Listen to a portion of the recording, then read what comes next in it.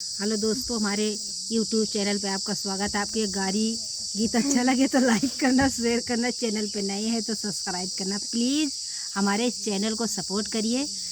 पूर्वा के देशवा से आवा एक पियरिया हो, पूर्वा के देशवा से आवा एक पियरिया, यार के लाल रंग साड़ी।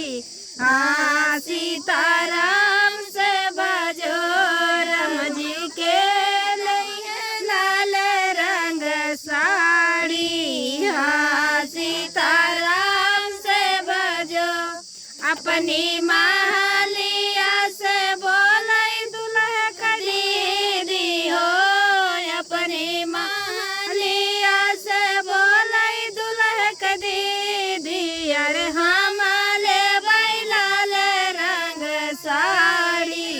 हाँ, सीताराम से बजो राम जी हमारे लाल रंग साड़ी। हाँ, सीताराम से बजो सड़िया पहिरा जब गईली बजरिया हो, सड़िया पहिरा जब गईली बजरिया, यार पूरा बाबा ललकारी।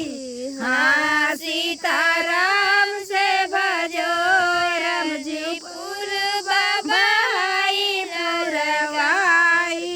हाँ, सीताराम से भजो सड़िया तो उड़ई जल कई काशी बनारस हो, सड़िया तो उड़ई जैसे काशी बनारस, यार चोलिया उड़ाई जमुना पारे। हाँ, सीताराम से बजो यार चोलिया उड़ाई जमुना पारे।